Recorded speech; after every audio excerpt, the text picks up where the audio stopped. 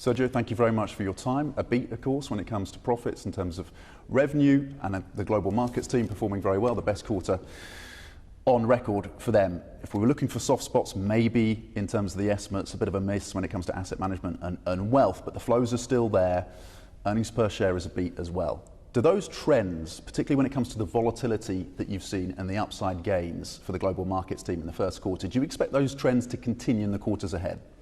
Well, first of all, I have to say that I'm particularly happy to see our results because they underline the real value of our global diversified franchise. And also when you look at wealth management, asset management, and the investment bank, both delivered double-digit pre-tax profit expansion. Our core businesses had a combined 15% expansion. So I think that of course, we saw a little bit of seasonality, positive seasonality, particularly in the first few weeks of January. I think it's fair to say that afterwards the seasonality factors were out and a high level of uncertainty and volatility did come in. But the most important issue is that if you go back in history, you can see how we can really perform in a variety of market conditions. Wealth management, clearly the biggest profit driver, as it has been for a long time for UBS. How are your clients within wealth adjusting to the market turmoil, the political uncertainty? Are they staying on the sidelines? Are they looking for different products, different asset classes? Well, you look at, so far we haven't really seen a major shift in asset allocation by clients. And when you look at first quarter and the first couple of weeks in April, they took more advantage of market volatility to reposition their exposures within the already set asset allocation. When you look at the last couple of weeks, it's fair to say that probably there is a little bit of fatigue coming in from news, coming from the trade tariffs situation. So,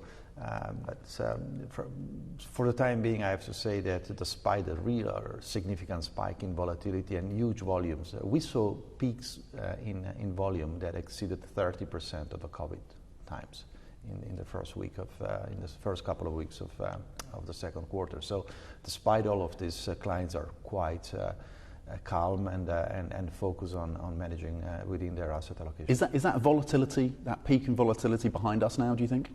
I don't think so. I think that's, as I said, probably now there is a little bit of settling down. I think markets have found probably a new dimension in terms of where to reconsider things from, and now it's going to be depending on the developments on the tariff front. I think that uncertainty is there. It's very positive to see that there are ongoing discussions in terms of finding agreements. Having said that, if this goes on for too long, uncertainty has also a cost, and therefore probably investors and corporates will slow down their investment plans. How are your private banking clients being impacted by tariffs? No, for the time, clients themselves directly in their asset allocation, just as a function of markets movements. Of course, we have a lot of clients who are also entrepreneur, business owners, and there it depends very much where they are. So I think the tariff issue won't be a game in which everybody loses or everybody gains. Some people will be winners, some people will be losers. And is UBS benefiting from that safe haven status that Switzerland has as investors diversify out of the US?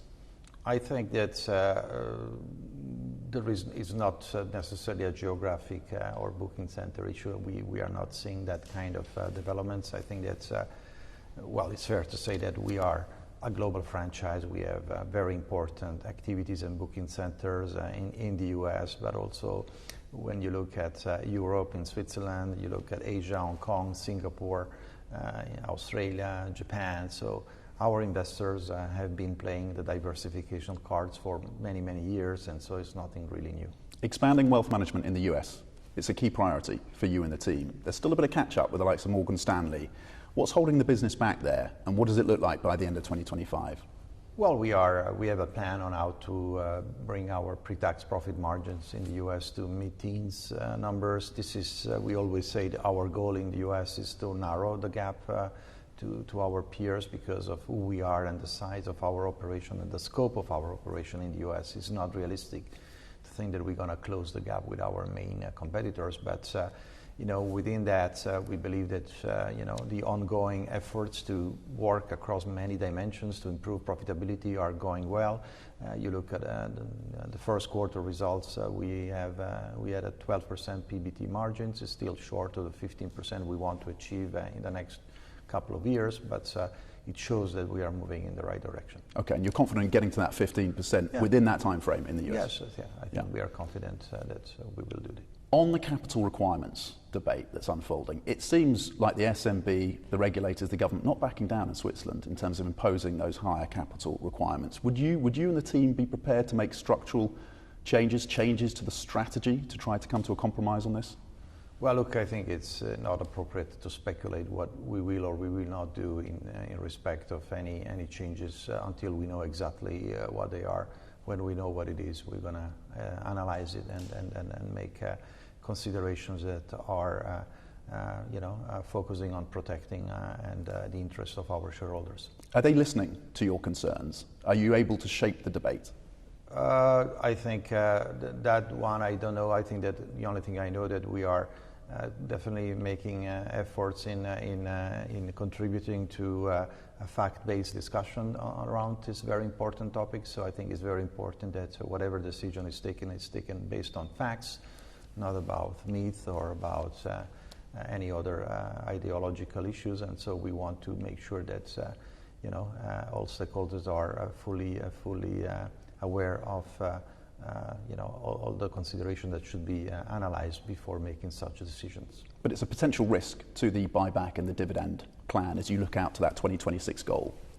Yeah, it's definitely, I think that our capital returns plans are subject to us delivering on our financial targets, us keeping the already very strong capital position we have, and also no material and immediate change in the regulatory framework. But I think that it would be nice if any changes would be only limited to the short-term capital return plans. I think that the consequences of the changes are much more profound for the competitiveness not only of UBS but the Swiss financial center. The integration with Credit Suisse UBS seems to be going quite well. This quarter, you're doing the migration of Swiss clients onto a single platform. Is there a risk to flows during that process?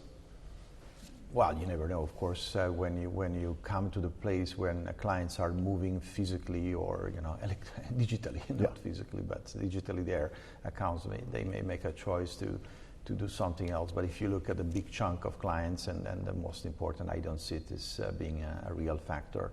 I do see also an opportunity for us really under the same IT operation, the same service and product offerings to expand our business and to create a win-win also for our clients who will benefit also from a more expanded and comprehensive offering.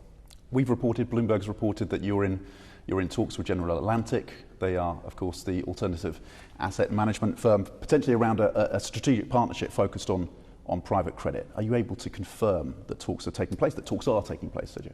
Well, look, the area of private credit and how to enhance our toolkit and how to help our clients to with the best products and capabilities are always a consideration, but it's not appropriate for me to comment on even Bloomberg speculations. Okay, but pushing into private credit is a key strategy, a key priority, and you'll be working on that. I think is one, as I said, is one of the toolkit we need to give our clients access to financing and so on. But it's as strategic as in many other things we do.